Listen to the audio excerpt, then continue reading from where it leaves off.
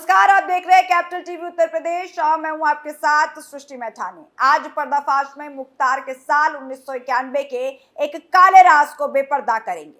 मुख्तार के एक और गुनाह पर आपका ध्यान ले जाएंगे जिसका अंजाम मुख्तार को जल्द मिलने वाला है। एक और खून, साल 1991, लेकिन सजा अभी पेंडिंग।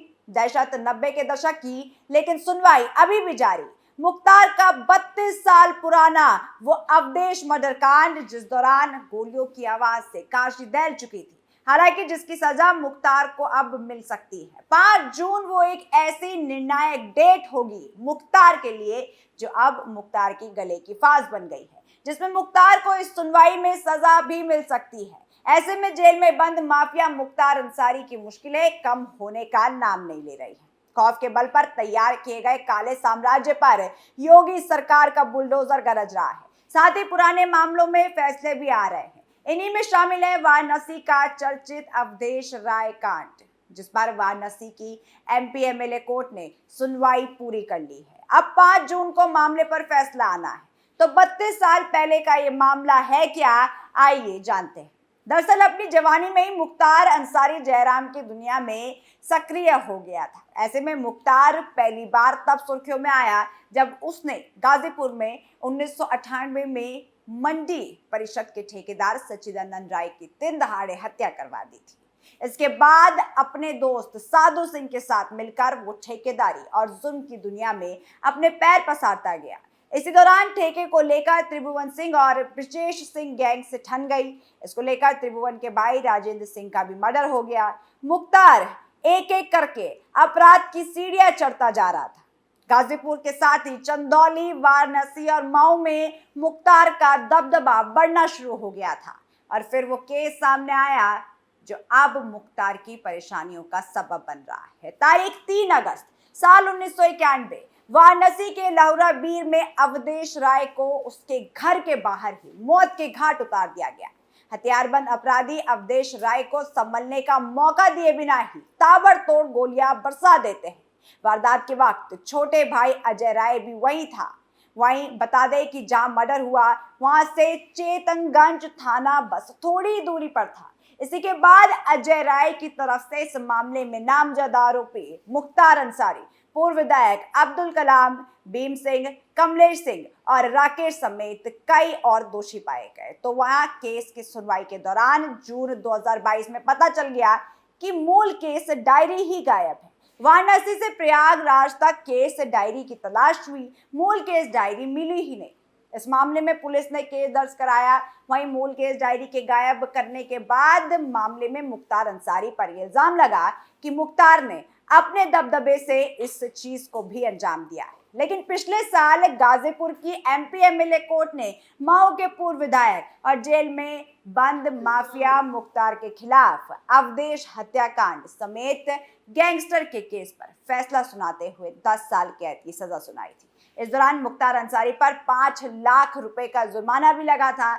वहीं 31 साल पुराने इस केस में पहली सुनवाई से लेकर आखिरी जजमेंट का चश्मदीद वाराणसी जिले और सत्र न्यायालय बनेगा। आपको बता दें कि पूर्व विधायक मुख्तार के खिलाफ 1991 में दर्ज मुकदमे की सुनवाई पहले प्रयागराज और फिर 2020 से वाराणसी एमपी एमएलए कोर्ट में चल रही है। तो वहीं 2020 में इस केस को हाई कोर्ट ने प्रयागराज से वाराणसी एमपी एमएलए कोर्ट में ट्रांसफर किया, मगर ओरिजिनल कॉपी नहीं भेजी। केस की पहली सुनवाई में फाइल तलब की गई तो हाई कोर्ट ने उसे रोकने का आदेश दे दिया, जिसे एडीजी कोर्ट में रोक दिया गया। उस वक्त इसके खिलाफ फाइल पेश करने के लिए सुप्रीम कोर्ट में एसएलपी दाखिल की गई थी, लेकिन हाई कोर्ट के आदेश जारी रहा, जहां पर सुप्रीम कोर्ट के आदेश पर डॉक्यूमेंट की copy Varanasi MP MLA court भेज दी गई और तब से उस कॉपी को ही आधार बनाकर सुनवाई चल रही है। तो ऐसे में आपको बता दें कि उत्तर प्रदेश का ये ऐसा पहला केस होगा जिसमें बिना ओरिजिनल डॉक्यूमेंट के जजमेंट दिया जाएगा। तो वहीं आपको बता दें कि साल 2020 से अब तक नियमित सुनवाई का आदेश आने के बावजूद डॉक्यूमेंट एडीजी कोर्ट प्रयागराज से पेश नहीं किया गया। यही नहीं, मुख्तार के खिलाफ इस केस के ट्रायल में 100 से ज्यादा सुनवाई में इसका मुद्दा उठाया गया। डॉक्यूमेंट की कॉपी ही कोर्ट में रखी गई। तो वहीं आपको बता दें कि मुख्तार अभी तक कितने केसेस में फंसा हुआ है। दरअसल माफिया मुख्तार अंसारी को 22 सितंबर 2022 से 29 अप्रैल 2023 के बीच 4 मामलों में सजा मिल चुकी है। 22 सितंबर 2022 को इलाहाबाद हाई कोर्ट की लखनऊ बेंच ने मुख्तार को 7 साल की सजा सुनाई थी। ठीक अगले ही दिन यानी कि 23 सितंबर को जस्टिस दिनेश कुमार सिंह की अदालत ने भी गैंगस्टर के मामले में इसे 5 साल की सजा सुनाई। वहीं 15 दिसंबर 2022 को अवधेश राय की हत्या से जुड़े इस मामले और एडिशनल एसपी पर हमले समेत कुल 5 मामलों में गाजीपुर की एमई कोर्ट ने 10 साल की सजा सुनाई। तो वहीं 15 दिसंबर 2022 को अवधेश राय की हत्या से जुड़े एक मामले और एडिशनल एसपी पर हमले समेत कुल 5 मामलों में गाजीपुर की एमपी कोर्ट ने 10 साल की सजा सुनाई थी। 29 अप्रैल को गाजीपुर की एमपी कोर्ट ने फिर गैंगस्टर मामले में मुख्तार को 10 साल की सजा सुनाई है।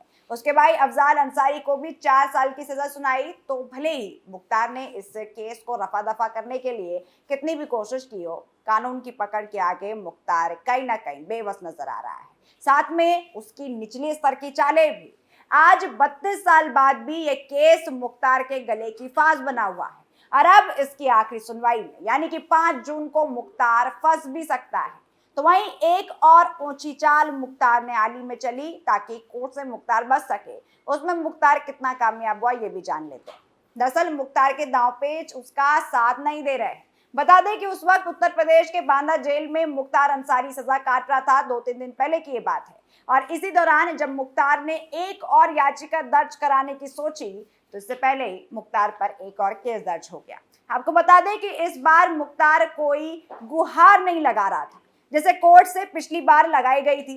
इस बार नाम के साथ बाहुबली माफिया या गैंगस्टर जोड़ने की अपील नहीं की गई, ना ही इस बार लखनवी आम या किसी और चीज की मांग की गई। इस बार मुख्तार सीधा यूपी के डीएम एसपी पर अपराध का संगीन आरोप लगा रहा था। ये पूरा मुद्दा क्या है, आइए आपको सिलसिलेवार तरीके से समझाते हैं। लेकिन उससे पहले मुख्तार ने अपने वकील से क्या करने को कहा है वो जान लीजिए। 19 मई को बांदा के डीएम एसपी ने जेल में मेरी बैरक चेक किया और उसमें रखे आधार कार्ड समेत सभी जरूरी पेपर चुपके से उठा ले गए, जो एक अपराध की श्रेणी में आता है। इसकी एप्लीकेशन आप माननीय न्यायालय को दे दीजिएगा।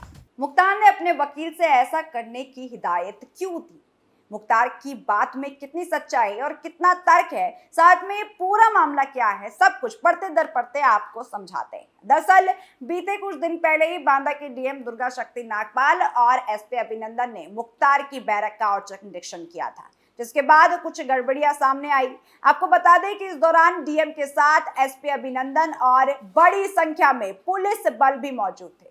डीएम और एसपी ने जेल की स्थिति का जायजा लिया। ऐसा करने की 2 वजह थी।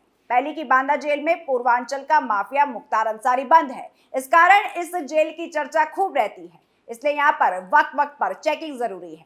दूसरी वजह यह कि पिछले दिनों लखनऊ का आम और अकेले की मांग को लेकर मुख्तार अंसारी ने बाराबंकी स्पेशल एमपी कोर्ट में अर्जी लगाई थी।